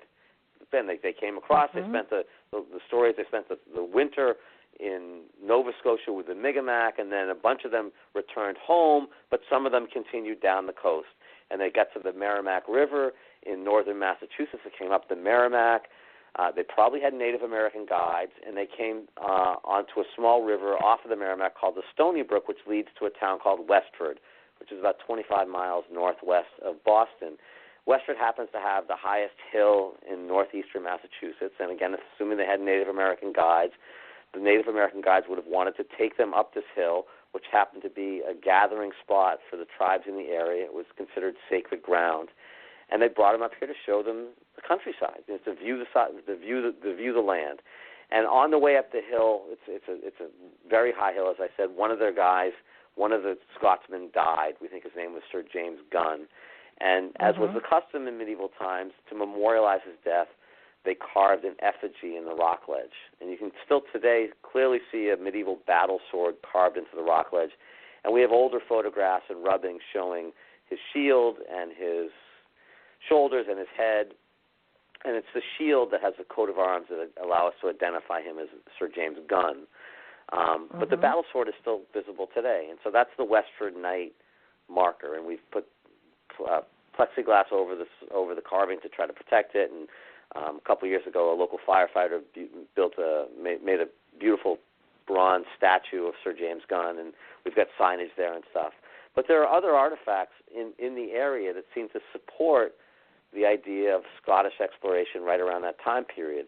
And I go into all of them in my books, and there's stuff called rune stones, which is a runic script, a couple of different rune stones, and a round stone tower in Newport called the Newport Tower, and a boat stone, which is in Westford, and there's a whole bunch of them. I don't have time to go into them all today, but more and more we're getting more and more artifacts sort of piling up, all dating right around to 1400, all seeming to be of Scottish origin, Templar related, that seem to support this idea that Sinclair and his group were here, again, 100 years before Columbus. Well, I think the Newport Tower especially, I watched something just the other night, and somebody said, oh, well, the Newport Tower, it was an ancient windmill. Well, you don't put a fireplace in a windmill. I mean, you just, it doesn't make sense. And exactly. And the unit Newport of Tower. Still that. Yeah. Go ahead. No, you go ahead. The unit You're of measurement to build a tower is the Scottish ell, and the most compelling evidence we have is that the group I belong to, New England Antiquities Research Association, about 7 years ago, when the town was repairing the sidewalk around the tower, we found a chunk of mortar that had fallen off the tower, and in ancient times, mortar was made using seashells because it had lime in it. And so we found a piece of mortar that had a seashell still attached to it, and we sent the seashell to Woods Hole Oceanographic Society for carbon dating, and it came back early 1400s. So, it's that kind of thing. There's a number of things about the tower that we think prove that it's 14th century Scottish/Templar, but that kind of thing is hard to get past. You've got the carbon dating going back that far. What you said earlier about it being a windmill, it makes no sense. They wouldn't have a fireplace in there. And more to the point, you wouldn't build a windmill on 8 pillars because it wouldn't withstand the lateral forces. Just engineering-wise, it makes no sense to design a windmill that way. Not to mention that the colonists just didn't build in stone back then. If you've ever been to Plymouth Plantation, everything's in wood during that time period. So there's a whole bunch of things about the tower that scream Templar, Scottish.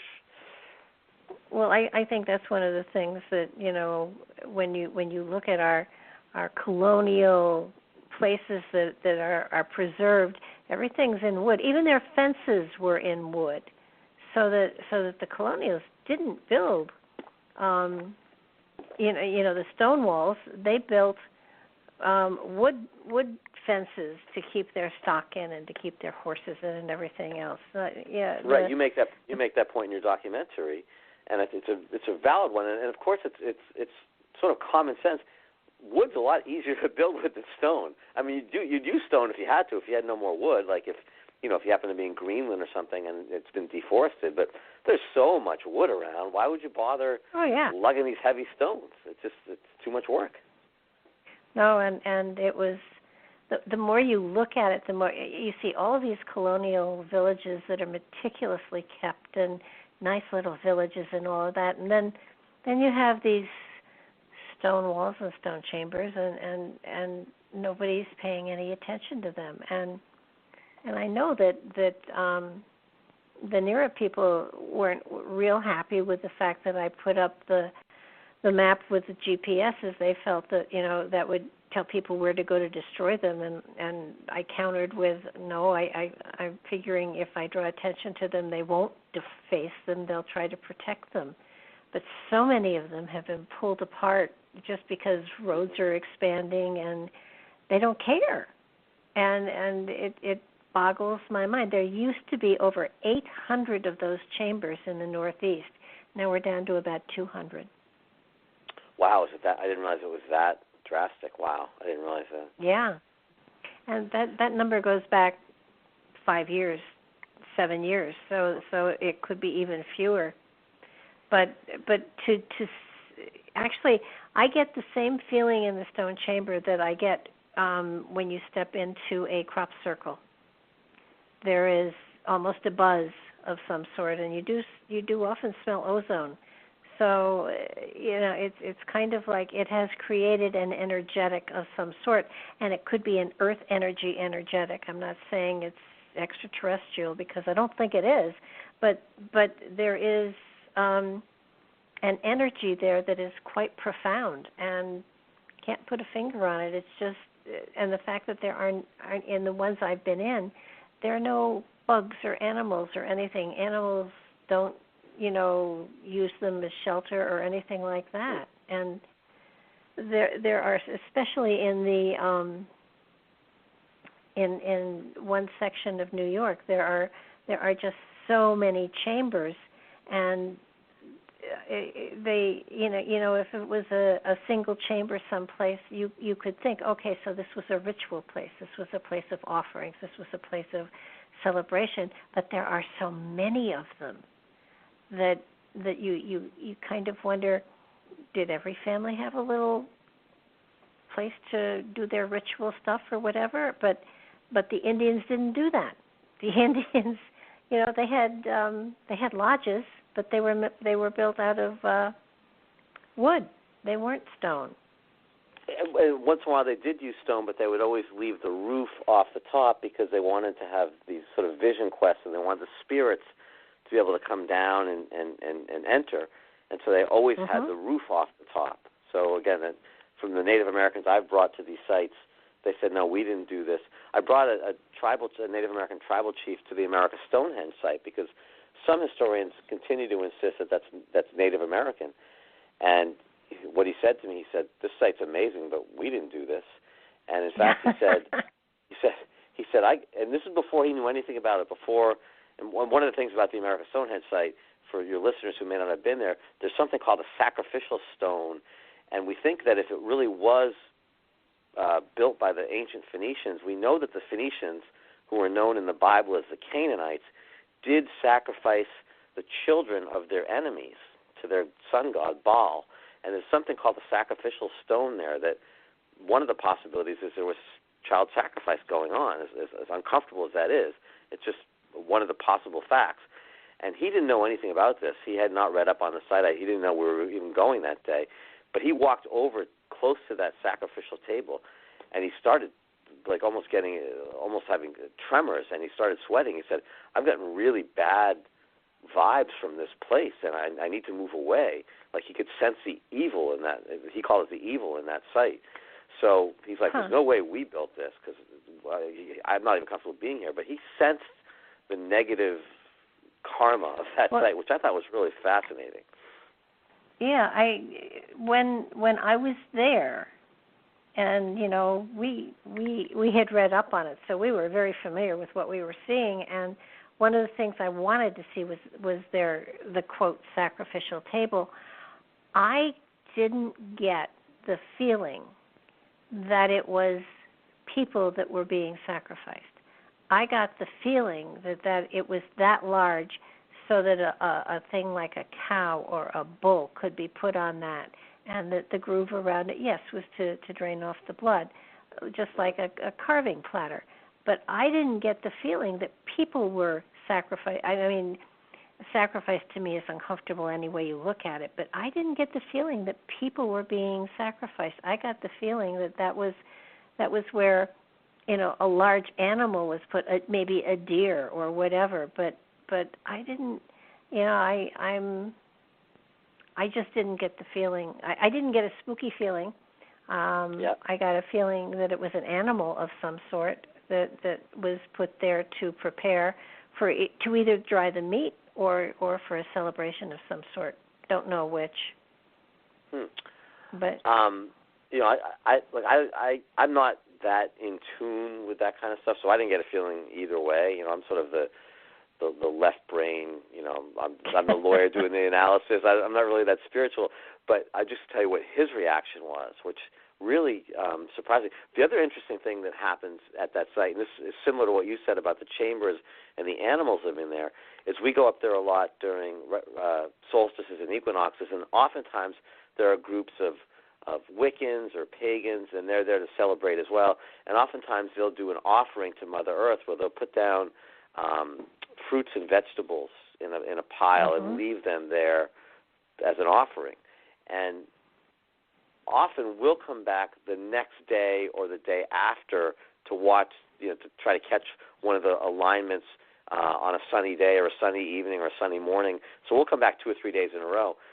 We come back, and even though these fruits are just left in the middle of the forest, they're not touched by the animal. We go 3 or 4 days, and they're not touched. It's crazy. You would think that the squirrels would take them, the birds would take them. They're just left there, and it's not like they're shellacked or anything. They're just left out, and for some reason the animals don't touch them, almost like they know that they're not supposed to. It's crazy. So, I mean, who knows? It's cool. I have no explanation. Yeah, I have no explanation for it, but I did notice that as well. We're right down to the last couple of minutes. This time went by. Wow. Yeah. I didn't realize that. Wow, it's almost 11 o'clock. You're right. Jeez. Your website is www.davidbrodybooks.com. Your books are, it's wait, let me. What's the name of the trilogy? I'm looking fast and I can't find it. Well, the Boston Law series is the first, but it's the Templars in America series is Templars in America series. And Barbara, I try to keep them affordable. So if you're interested in buying them on Kindle, they're less than $5 each. And for people who like to read on Kindle, one of the advantages is because they're illustrated, the pictures come out really nice on Kindle because you can blow them up and they're all color. The books themselves are $14.95, so they're still relatively affordable.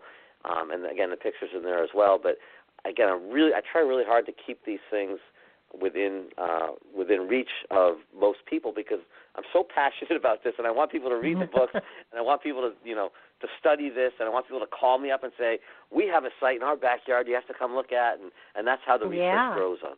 So, well, it is a fabulous. Is there going to be a 9th book soon? I think so. Yes, I typically start right around this time of year.